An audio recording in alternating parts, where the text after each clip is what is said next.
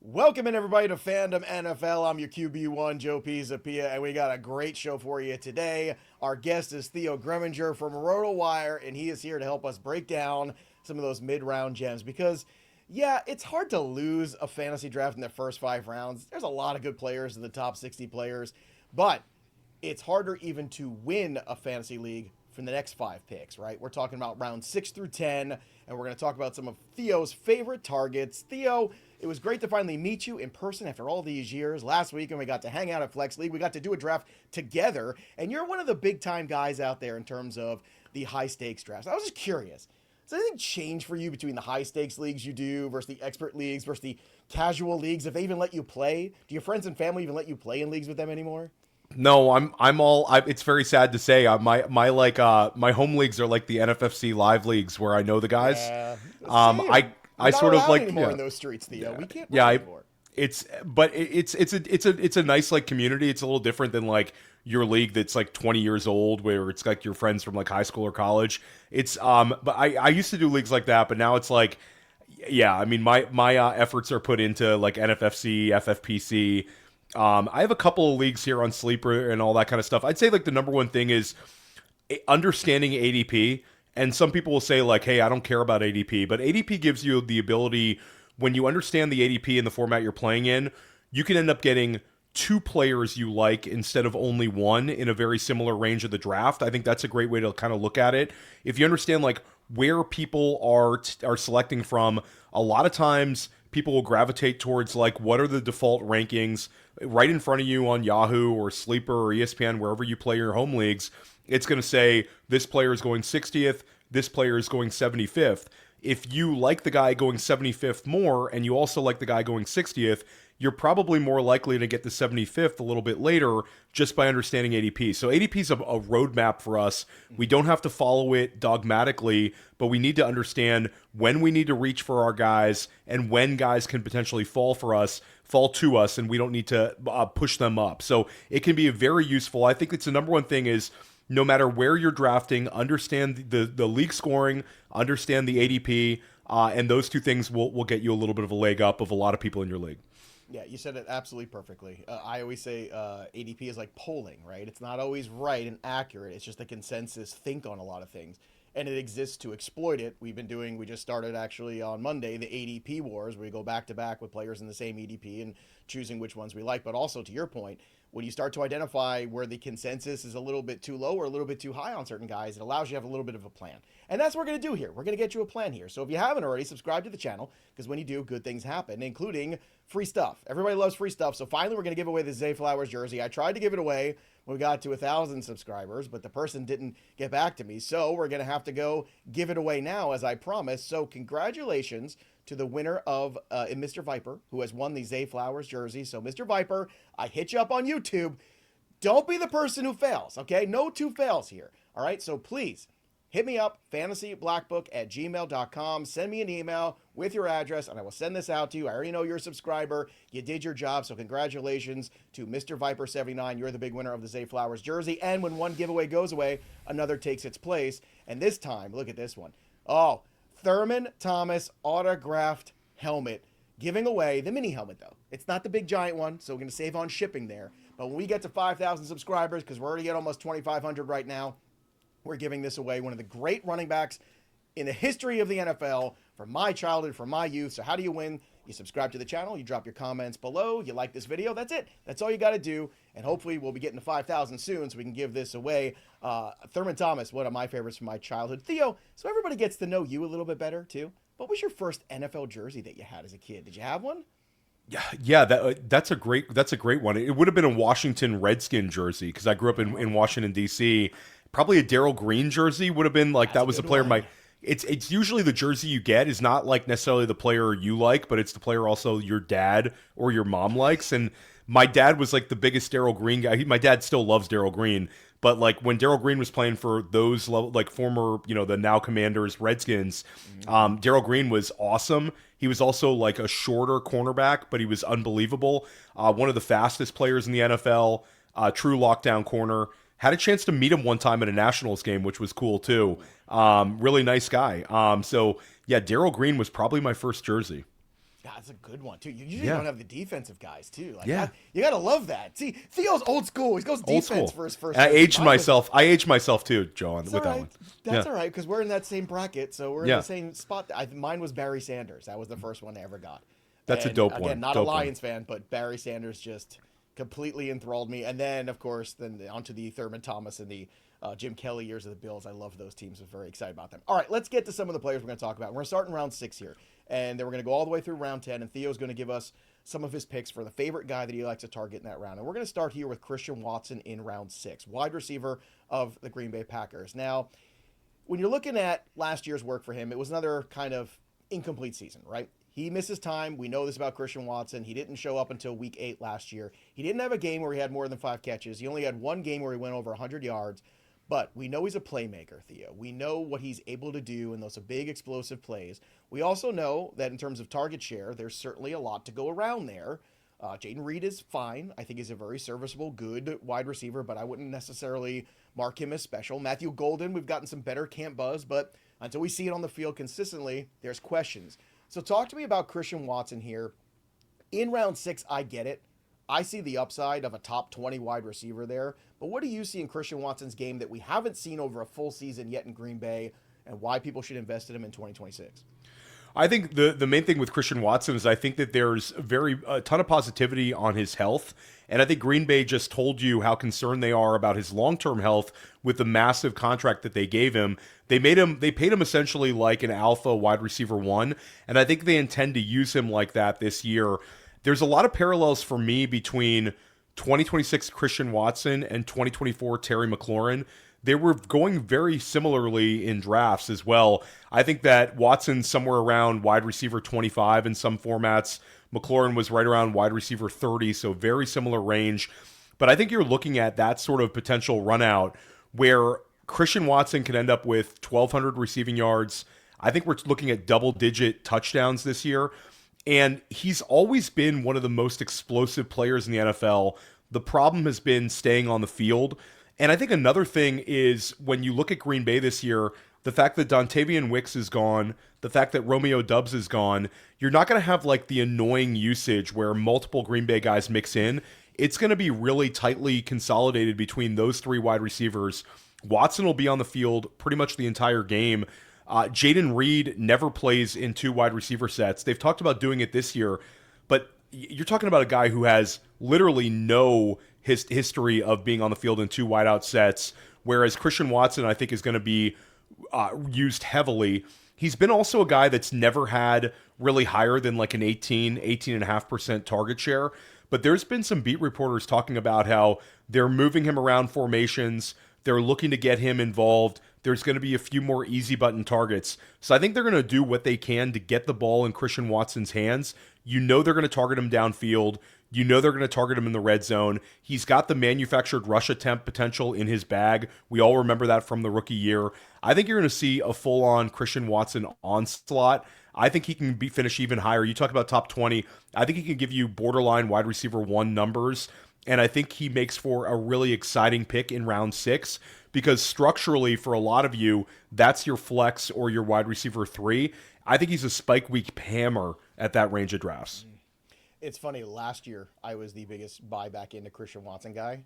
And obviously, the missing the opening of the season was not great. Did not love that. It's not tremendous for me. The other guy that I love in this offense too is Tucker Kraft on that bounce back too, coming off the injury. So I'm with you because Christian Watson to me, price wise, makes sense. And to me, Theo, it's always about finding the guys who jump a tier at wide receiver, right? Drafting the 4s that can be 3s, the 3s that can become 2s, the 2s that can become 1s. Like that's how you win leagues when you find that extra productivity that's out there. And certainly there's enough of that when it comes to Christian Watson. There's another wide receiver I want to talk about here with Theo, who's one of his targets. Again, if you're liking this here, make sure you subscribe to Fandom NFL. We are talking about some of those mid-round guys that Theo likes, and I got to be honest, I'm in on some of these guys too. The next one is a rookie, though, so we don't have too much to go on except a pretty damn good college career for Jordan Tyson. Now, Tyson, obviously, this year with the projections on RotoWire, 65 receptions, 849 yards, 5 touchdowns. Theo, that's a pretty nice rookie season. I think we all sign up for that if we can get that from Jordan Tyson. Some of the things with Tyson you get with he's often injured moniker, but I think people are a little too tough on him for that. He had a broken collarbone that didn't heal right, and then he re-injured it, so I don't really want to go too crazy. There were some other injuries there too, but Jordan Tyson, when healthy, certainly shows you at the collegiate level that he could be an impact wide receiver. He's not the new number one where he has to work like that as a rookie, right? He's got Chris Olave there, so he doesn't garner as much attention as some other rookies like Tedero McMillan last year, kind of coming into a situation where, he was kind of the guy, and early on he took his lumps. When Tyson's coming in here in the scenario he is, what's all the upside for him this year, and do you think he can reach some of these projections that we just looked at? Yeah, I mean, a lot of respect for our projections team over at RotoWire, but I think he's going to smash those numbers. I think Jordan Tyson is the real deal, and you're able to get him in the 7th round. And Joe, like, finding ADP values is getting harder and harder. It's like the information age. Even like the guy in your league who is unprepared can prepare quickly with some of the great resources like yourself out here in the space. Guys can end up showing up to the draft, look at some stats and some articles from some trustworthy sources, and they're going to end up doing okay. So finding edges is the unknown drafter, where people are going to have the fear of the unknown, and it's the wait and see it first drafters. They're in every single league. So you mentioned like Jordan Tyson, we don't have as much information. That's a real benefit to us. Rookie wide receivers have provided us an edge in fantasy for multiple seasons. You go back to Justin Jefferson, Jamar Chase. Jamar Chase was a 6th round pick. Jordan Tyson now a 7th round pick. Look at Puka Nacua, his rookie year. Yeah. And then we had Garrett Wilson, his rookie year, where he was in the double-digit rounds, and he was just an absolute force in the second half of the year. And then you go back to the banner year that was 2024, where Malik Neighbors, Brian Thomas Jr. were both wide receiver ones, both top 6 scorers at the position. And then you had Ladd McConkey averaging 15 points per game. He was like wide receiver 13, right around wide receiver 1 land. Jordan Tyson is priced very correctly to provide a ton of upside in round 7. The vibes coming out of New Orleans training camp right now are just immaculate. There's very respected beat reporters saying that he's dominating at targets. Mm-hmm. He's the number 1 target for Tyler Shuck. And some of the film that's going up on X, the guy looks just incredible as a route runner against NFL cornerbacks, like leaving guys in their dust, like putting guys on the ground. Some of the routes he's running just look absolutely incredible.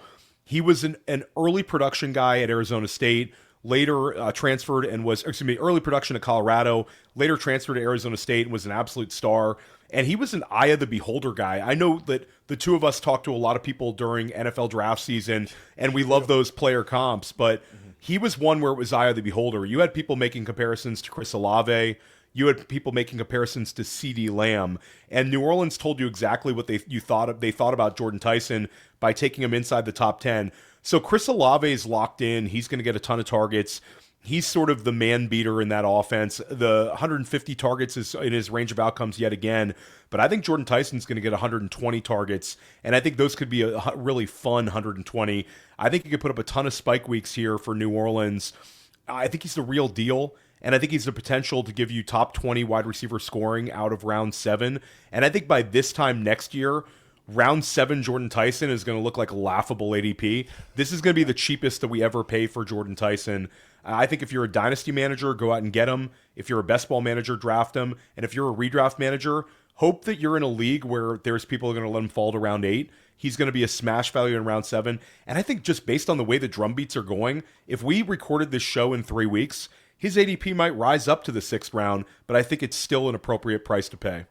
And we're using the sleeper ADP just so people know what we're working off today. Theo, you said 2 things in that conversation there that I wanted to touch on. The first was the man beater part of it. With so many teams now playing so much zone, it was even up 8% year over year, right? I mean, that just seems to be what we're getting in the NFL. A lot less teams that are either have the personnel to play man-to-man or the will to do it. Do you see him adjusting well to so much zone coverage that you're going to see? And the second question I have for you, if you're this excited about Tyler Shuck obliterating some of those potential projections, then you must have a lot of confidence in Tyler Shuck as well. So Tyler Shuck, for me, is a really fun quarterback in best ball. And I think if you're going to draft him in redraft, he makes best for these 2 quarterback builds because he's so cheap. You're getting him around like the QB 20 price tag. I'm very bullish on this New Orleans offense in general. There's beat reporters talking about how this is the best offensive line they've had in years. They put a lot of draft capital into getting that offensive line correct over the last couple years. And we're also betting on Kellen Moore. The Kellen Moore as a play caller has been a guy that we can lean on season after season. You know that they're going to run a very high number of plays. They're going to run an up-tempo offense, and those things lend themselves towards fantasy scoring. Even last year, where he didn't have nearly this amount of talent, we remember the beginning of the season where Chris Olave and Jawan Johnson were both locked into fantasy lineups through volume and through usage. So I think one thing Kellen Moore's done throughout his career is he's been able to feature his weapons, especially in the passing game at the wide receiver position. I'm extremely bullish on this one, and I think Tyson can excel against man and zone. I think he's a potential dominant player against zone coverages, and I think that's one of the reasons that he was drafted inside of the top 10 picks. He's got size, he's got athleticism, but he's also got nuance to his game as a route runner that, like you talked about, with more and more teams going with zone coverage, Tyson has the potential to dominate it, and advantageous coverages because Chris Olave is a really, really good player opposite him at wide receiver. So I'm in, and I think Tyler Shuck is fine to mix in as well. It's quarterback is just so deep this year, Joe. You don't have to love Tyler Shuck, but if you, it's a deep year look, for we him. were in the Superflex league together. And even there, I mean, you saw, some of the folks who waited on quarterback very late, and you're still able to get some decent bodies out there. Shuck is, to me, that line. That's the last one in that QB2 range. We're like, okay, it's my QB2, and my team is loaded with everybody else. I feel pretty good about that, and I'm all right. Now, Theo works at RotoWire, and of course, if you're looking for a lot of the consensus ADPs on Sleeper or on ESPN, you see all the moving. Go check them out on RotoWire. Also, check out all the mock draft stuff. We're going to have more mock draft shows this week. We will do a Superflex one. I know people are asking for that.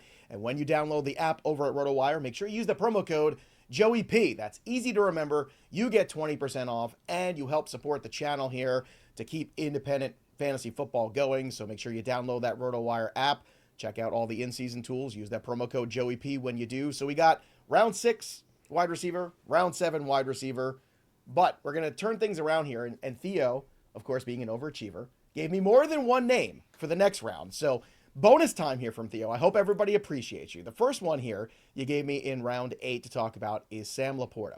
Now, what's interesting about Laporta is he's in that same range with Kraft. Now, I'm a big Kraft guy because I feel like there's less competition here. When you're with the Lions, you got Amon-Ra, you got Williams, you've got, obviously, Jahmyr Gibbs.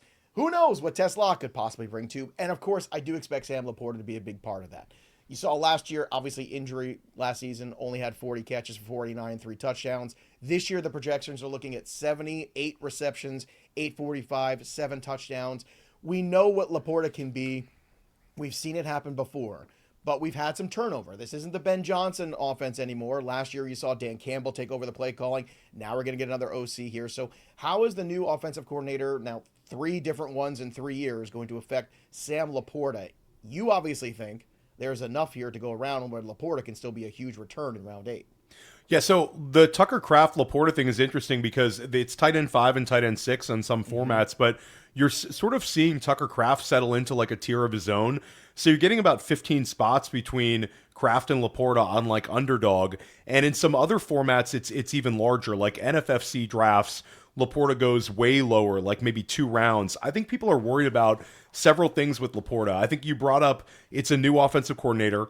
But Drew Petzing, when we talk about tight end production, not a bad track record for Drew Petzing in terms of having tight ends thrive under him in Arizona. And certainly Laporta is going to be used differently than Trey McBride.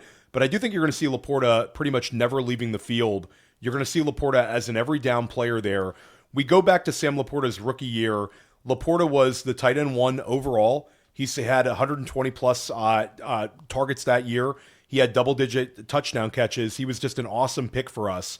Then we look at year 2, where he was a little bit of an ADP bust overall for the season, but down the stretch, he was very good. So through his first 2 NFL seasons, he had like 18 touchdown catches. Now, last year, you have the disappointing year. This is sort of the post-hype sleeper year for Laporta, where he's way, way cheaper than we had to pay, and you're getting access to what I think is going to be the league's highest scoring offense overall. You do have to keep an eye on Sam Laporta with the back issue. That's the sort of thing that can flare up a little bit, but the vibes are good in terms of his health. He's talked about how good he feels, and I think it's an offense that's just going to print. It's the cheapest skill position player in Detroit that we can get of like their big 4, and I'm going to buy into it. I think he ends up having a very, very strong season. I mean, if we hit on that 78 reception total there, I think he can exceed those numbers there in terms of touchdowns and receiving yardage. And I've also made this comment on a couple of other shows. I think that 2026 Jared Goff is this year's version of 2025 Matthew Stafford. I think he's trending towards throwing a career high in touchdown passes. Wow. We've had 3 straight years of Goff having 30-plus touchdown passes. I think he can get to 40 this year. I think the fact that there's no David Montgomery in Detroit this year, just in terms of rational coaching, what's going on in Detroit, you bring up Tesla, we know Jameson Williams, Amon-Ra St. Brown, Jared Goff, the offensive line is stabilized and strong. I think that it's going to be a way more explosive offense. Having Gibbs out there and fewer touches to the RB2 sort of lends itself to even more explosive plays. Gibbs is obviously and we Gibbs. don't even know, Theo, who the RB2 is necessarily because they got MCL issue right now for Isaiah Pacheco already in camp. Like a couple and days ago, Vaki's also banged up, right? Yeah. So it's both of them are banged up. Where's that James Conner trade? Is that happening anytime soon? There we go. I mean, but you're right. Barring that, everything is set up. The continuity I always find very important, right? This is an offense that has personnel continuity and at least head coaching continuity, and those things are really important. And that's how you build to a year like Stafford had last year, right? When you have everything in place and you have such familiarity and timing with everybody and you know the identity of the offense and what you want to be, that makes a lot of sense to me. And I think as I feel like when we started maybe a month ago, the Kraft Laporta thing was close, and you're right. It is starting to bridge and people are starting to make that same decision. If the pivot point, especially in auction formats where you get Laporta cheaper, I would take it because I don't think they're going to be that far off statistically necessarily as the season goes on. So I love what you're saying about Laporta. It makes a ton of sense to me. Also, we had Mike Dempsey on the show a couple weeks ago, the man about the Jaguars. Go watch that show. It was great. He had some incredible things to say about Parker Washington early on in camp because Mike is on there on the ground watching everything. He expects Parker Washington extension, before we get to the season to be done. He thinks that last year is not a fluke. And if you look at last season, obviously the 58 receptions, 847 yards, 5 touchdowns. So much of that productivity came in the last few weeks of the season. This year, the projections are in a similar range, which I think is kind of funny because if the trend carries over, he's going to crush those projections, Theo. Yeah, and I think this is sort of the disconnect between certain ADP sources where Sleeper, you're seeing Parker Washington comfortably inside of like these middle rounds. But if you go look at the ADP over at like FFPC, NFFC, where they're doing a lot of high stakes drafts, Washington is just getting steamed up. My former colleague at Fantasy Points, Scott Barrett, he's gone on the record. This is like one of his guys this year. He said it for months and months, but he's made some comparisons to potentially 2024 Chris Godwin-like usage in that Liam Cohen offense. We remember how good Godwin was to start out the year before he got injured. And if we just look at sort of how the season ended for Parker Washington, his last 4 games, including the playoffs, 26.5 PPR points, 19 points, 19.7, 23.9. And that 23.9 was a 7-catch, 107-yard on 12-target performance against the Buffalo Bills when it mattered the most in Jacksonville's playoff loss. So they leaned into Parker Washington. And then, like, the legend has grown throughout the offseason. You talked about Dempsey, who's a fantastic source for Jacksonville. I'm going to listen to that show. But Washington apparently gets to the building before the coaches. He's there before 5 a.m. every morning. Wow. And the guy goes to bed at like 8 o'clock at night. He's taking naps when he's not on the field. The guy's just working out. Because I'm old, Theo. I'm like 9:30, I'm turning in. Like, I don't sleep, but I'm definitely in bed by 9:30, 10 o'clock now. That's what old people do. Why is Parker Washington old? He should be living it up. But no, I like that because it shows you the commitment that the guy's got. Talk to me about Trevor Lawrence too and his tendencies, because I think when you start to look at his young career, and I know it's muddy because of the different influences he's had with different head coaches, different coordinators, and we've run the gamut there of good and bad. Liam Cohen came in last year and obviously got the best out of Trevor Lawrence, but also got the best out of the personnel he had as well. But it does seem like if you track so far where Lawrence has had a success, it meets very closely with the kind of wide receiver that Parker Washington tends to be.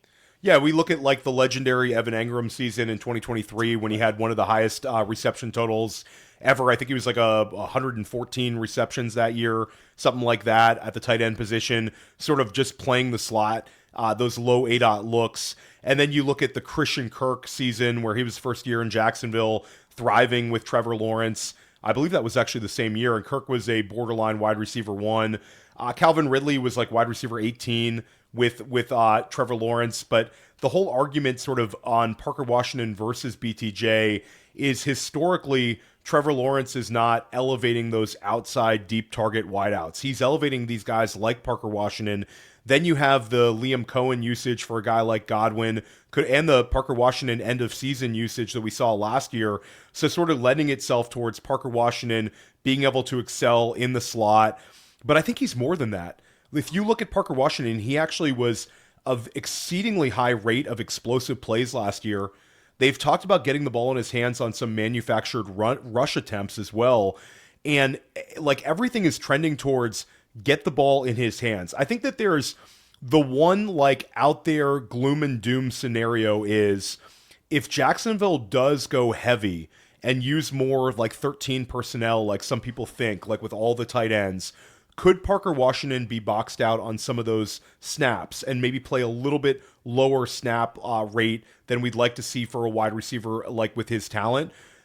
Maybe. But I think when you look at what makes the most sense for Jacksonville is going out there and playing a ton of 11 personnel like we saw last year with Jacoby Myers and BTJ. So rational coaching probably comes into play. Does Liam Cohen want to copy Sean McVay? A little part of him saying, hey, I see McVay doing it. I'm going to draft a bunch of tight ends in the draft, and let's throw them out there with Brenton Strange and see if we can do it. Maybe. But at the end of the day, I think what's going to be most effective is going to win out. And I think this offense could absolutely print this year, and Parker Washington is priced to return value. I do not think they're going to do that 13. I understand that thought process there. I think that's crazy considering the personnel that they do have. I mean, utilize it, right? I mean, why do you make that trade for Myers? Why are you doing what you're doing here? You know, and if you want Trevor Lawrence to take that next step to that MVP level, I mean, we are not that far removed from a universe where we all thought that Trevor Lawrence was the generational quarterback talent, right? The can't miss number one overall guy. And it just feels like we've kind of forgotten about that. And last year we got reminded of it in a big way, and I think it would be nice to see him take that next step even, where we start talking about him as an MVP candidate now, and I think that's possibly in his. So you got two guys in that round, in round 8, Laporta, that Theo's very much in on, and of course Parker Washington as well. So make sure you pay attention to those two guys when it gets to round 8, and of course watch how all the ADP changes because things will adjust. People are watching these shows, people are following Theo's content everywhere, and they know that the guys are getting hyped are going to start to move up a little bit. Doesn't mean you can't take them. It just means right now in the earlier drafts, they're a value. So get in on that value while we have it. We got 2 more rounds to go, round 9, round 10. Let's talk about round 9 here because you've got a quarterback. And we talked about late quarterback, and we talked about where those teardrops are. And Caleb Williams, obviously last year, he had almost 400 yards rushing, 27 touchdowns, just 7 interceptions. Still, no Bear could quite get to 4,000 yards. Theo, we were so close to history last year. Finally, a Chicago Bear quarterback getting over 4,000 yards. We've never had one. Maybe this is the year. What's interesting is the projections actually have him going up in rushing, but down a little bit in passing.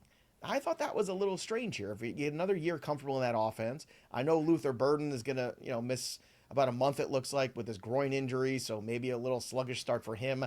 That could be possible. But let's talk about Caleb Williams and what you saw last year. As the season went on, we know everything broke right for them. Can things get more stable going from week 1 all the way straight through this year? And another maybe version of Caleb Williams we haven't seen where maybe he's starting to read those defenses a little bit better and a little less, I would say, improvisation in the pocket where he's got to extend plays, which oftentimes would learn to hold your breath moments. But I'm hoping a little less of that in 2026. Yeah, I mean, I think there was a mixed bag because I think the overall counting stats, he was certainly there, but then you talk to people like who analytically were critical of him, but at the end of the day, he was the quarterback 7 in points per game, a massive leap forward from his year 1, where year 1 people were talking about Caleb Williams like he was going to be a bust. The whole narrative was, oh my gosh, Jaden Daniels, what an unbelievable pick he was. The Bears should have taken Daniels. And last year, Caleb took them to the playoffs. He also won a game in the playoffs. So a huge leap forward for him, 27 passing touchdowns, the nearly 400 rushing yards, and he had nearly 500 rushing yards as a rookie. So we know that that's part of his game. Anybody who goes back to like the Oklahoma days of Caleb before USC, just how effective he was as a runner. But I think that the completion percentage is actually going to go up. 58% last year. That should trend up. One other stat is the Bears receivers overall had 30 drops last year, which was the second highest in the NFL. There's going to be some sort of positive regression there. And then you look at just Colston Loveland. I mean, Colston Loveland year 2 is going to be an absolute hammer. Last year, That's my guy, Theo. yeah, Colston we talked. Loveland We is had my this. guy. We were standing next to each talking other, person. Yeah. and we got interviewed. I don't know the young lady's name, but it was somebody from the Athletic was asking us and Debro who our guy was this year, and I said Colston Loveland. I think both you and Debro both And I wanted was to like, well, why don't we say even Loveland. talk Yeah. now? We're all in this. But, to me, He's Theo, one of our those guy, things Joe. is Our he's guy. our guy. Yeah. But whenever a bunch of people who, spend all their waking moments pining over these things all come to the same consensus, I think that's always a very noteworthy moment. So when Theo, Debro, myself, when we're all into one player, I think that's, hey, circle him on your board, everybody. I'm trying to remember, did I actually come away with him in that draft? Did I actually get him? No, I did not. I had to pivot point. I wanted him. He went a couple before me. We do so many drafts, we forget. They blend together at this point, They right? do. It's so Yeah. crazy this time of year. I missed out on him. I ended up doing my second favorite tight end thing, which is wait late, get George Kittle, and then just plug in somebody else for a couple weeks until he's right. I talked about the tight ends, by the way. Go watch the tight end breakdown last Friday. I released that show. But continue on here about the Loveland impact on Williams, too, because if he can once again sustain what you saw into the playoffs and in that stretch run last year, that is a huge safety blanket for a young quarterback to have that go. I liken it to the Mahomes-Kelsey era, where it's like, hey, that's your guy, that's your go-to guy, and you have a great athletic quarterback. You can do special things, but it's important to be able to move the chains. And that's what I felt like Loveland was, that safety blanket to move the chains and keep that offense rolling. I mean, we saw the consecutive weeks of double-digit targets for Colston Loveland, including the 15-target game when they won the playoff game over the Green Bay Packers, how dominant he can be. And the beat reporters in Chicago have been talking up Colston Loveland like he's going to be one of the best players in the entire NFL. It's not just like this is one of the best tight ends. They're talking about him like he's Rob Gronkowski 2.0. And when you look at last year for Caleb, it was first year with Ben Johnson, obviously a huge improvement, but first year with the play caller. Now he's got year 2 with Ben Johnson. We saw how Detroit improved every single year under Ben Johnson in terms of their scoring as a team. I think that Caleb Williams will benefit from that. Then you look at last year, breaking in Luther Burden down the stretch, breaking in Colston Loveland in a major way. Both were rookies. Kyle Monunga, a rookie as well. Mm-hmm. Then you look at the offensive line where, Joe, even like we go back to Caleb Williams' rookie year, where Chicago's offensive line was looked at as like a negative. Chicago's going to have a top 5, arguably, offensive line this year. It's a positive. So Caleb's going to benefit from elite play calling. He's going to benefit from elite offensive line play. It sounds kind of like the Detroit offense back under Ben Johnson in Detroit, but with Caleb versus Jared Goff, you're getting this high-end rushing production as well. I think he's going to absolutely smash this year. 4,000 plus passing yards, right in ink. And I think that the touchdowns are going to go up to, let's say, 34, 35. I think a lot of the projections for Caleb Williams are very conservative, and they're looking at some of the metrics that were negative and not necessarily the upside case with him. And we also dodged a major bullet where Luther Burden's going to miss a month. I think like we were over the weekend, we were all like kind of holding our breath that Luther Burden could have something catastrophic.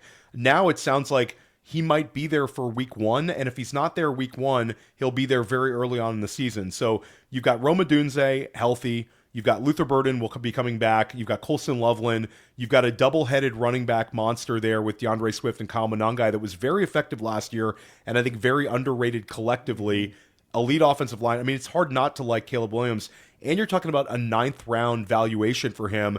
And if you don't like Caleb Williams, there's a number of quarterbacks in this range that all make a lot of sense. We talked about Trevor Lawrence earlier, Dak Prescott down in this range. Quarterbacks that are going in this sort of range provide a lot of value, but my bet is on Caleb Williams. I like you mentioned Monangai too. That was one of my guys. Scarlet Knight played football just about 20 minutes from my house. I like the way he plays. He's just a tough kid. You get a lot of those running backs last couple of years there come out of Rutgers. That's one thing they were able to produce. Pacheco, at that level. Little Pacheco there. Pacheco was another one, yeah. But I'm with you 100% there. It's just, can Caleb Williams finally get to the point where he can get there, just see the levels a little bit easier? And I do think some of that is just coming over time. And I do think that first year was such a wash for him because I think the coaching staff was just doing him such a disservice. There was not a group that could develop a young quarterback. And he was one of these guys, I feel like, Theo, that got by on the sheer incredible athleticism that he possessed. And that's good enough to a certain level. But at the NFL, even at the NFL, you just can't get away with that. You need more. You have to be able to fill it in with all the football intelligence that you need to learn because the game is just so fast and everybody is all world when you get to the NFL level. Last guy to talk about is another guy dealing with a little bit of an injury. Well, not injury so much as general soreness. It's Jadarian Price. Now, Price, obviously another one of these rookies here where you have projections have him at 210 attempts, 916 yards on the ground, 6 touchdowns, another 152 receiving. That feels pretty good to me. It does feel like it's going to be a mix early on. We have to learn our lesson here and take some medicine with some of these things because all of us get excited about the rookie running backs. But if you've been paying attention to the trends the last 5 years, for the most part, it's more of a last 8 games kind of thing than a first 8 games kind of thing. So it does have to do with your roster construction and how comfortable you are with waiting on a guy like Price and being patient enough and being good enough at fantasy football that your team's still relevant by the time he becomes more relevant. How fast do you think Price is going to integrate into this split, and when does he potentially even take over the backfield in your opinion? I think he takes it over right out of the gate. And I think Jadarian Really? Price, so I think that the idea, George Holani is going to offer something in terms of pass blocking and receiving ability out of the backfield. But George Holani has not done anything as a pro so far. Then you've got Emmanuel Wilson, who, solid player, had that one huge week last year, but neither one of those guys has anywhere near the pedigree of Jadarian Price. Price, to me, was drafted to be a Kenneth Walker replacement, and I think he's explosive in the same sense as Walker. This offense last year, Zach Charbonnet and Kenneth Walker combined for 19 rushing touchdowns. So you look at it collectively, I think a lot of those touchdowns are going to go to Jadarian Price.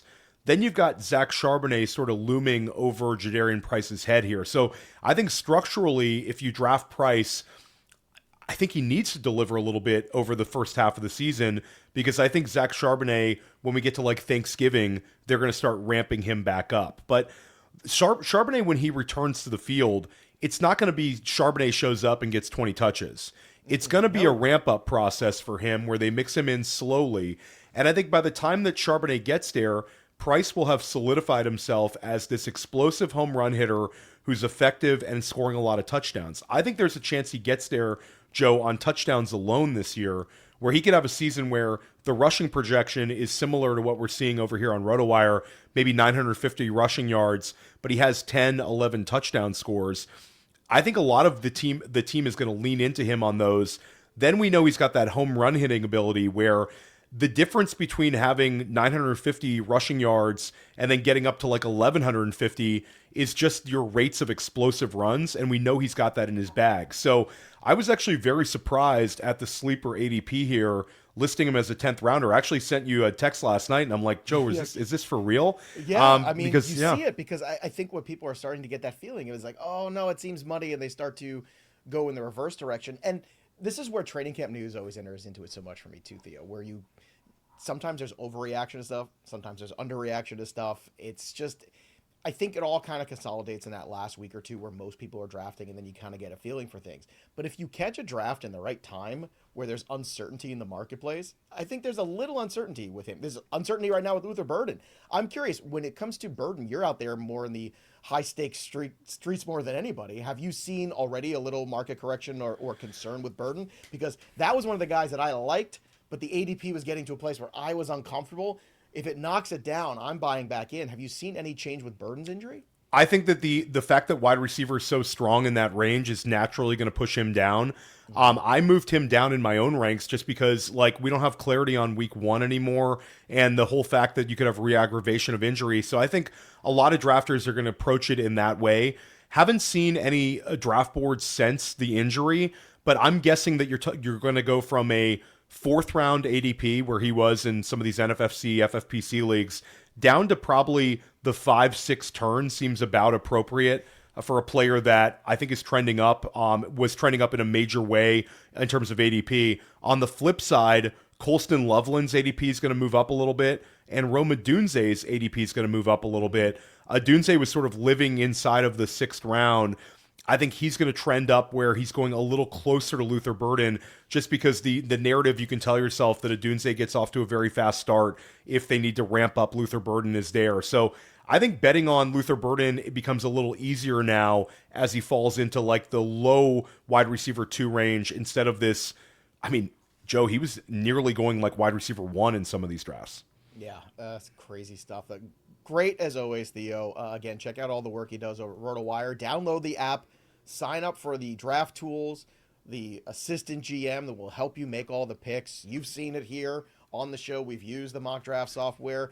Use the real software for your real drafts. And of course, use that promo code JoeyP. Get 20% off. When you support RotoWire, you support this channel as well. And of course, make sure, Mr. Viper, you're listening, you're watching. All right, this is your chance. You won. Congratulations. Zayflower jersey is yours. Otherwise, I'm just going to give it to Theo. Theo had all this extra time for me today, came on the show. And of course, the new giveaway when we get to 5,000 subscribers here on the channel. And my God, we're on a rocket ship right now. Go drop your comments below, subscribe to the channel, like this video, and you can win the Thurman Thomas Hall of Famer, one of the great running backs to ever do it. I wish Thurman Thomas played this era of the NFL. God knows he would be a first overall pick for sure with everything he was able to do. One of the greats here of all time. Again, like this video, subscribe, drop a comment on this or any video right there, and you could win our latest giveaway. Theo, it's always great to talk football with you, my man. We're just happy to be inside and not traveling around after the weekend. You had AAU basketball. I had NFL flag football all weekend. Yours was indoor. Basketball parents, much smarter than us football coaches. We are outside. It was 105 degrees. It was hot as hell. You couldn't breathe. Indoor, much better, I imagine. It's a smarter move with the basketball. Good job, my friend. Yeah, are you on that field turf, Joe? For those, yeah. So the field turf's the like outdoor field turf. It's hot. That's like 120 on those fields when it's 100 out. You say that, and I'm telling you, I walked off after the third game on Saturday. Sunday was hot. Saturday was ridiculous, and I literally could feel my feet. I could feel the heat on the field. It was unbelievable, and I wasn't playing, so I'm not running around as much. So shout out to all the ladies out there who are playing such incredible flag football out there. They're tough. So is Theo. Go check him out there. He's got a great YouTube show going on there. Always just crushing it. One of the best in the business. And I just like talking ball with smart people, and this is one of them. Theo Gremminger, everybody. All right, subscribe to Fandom NFL. That's going to do it for us, but the story of the game goes on. For Theo, I'm Joey P. We'll see you next time. This has been Fandom NFL.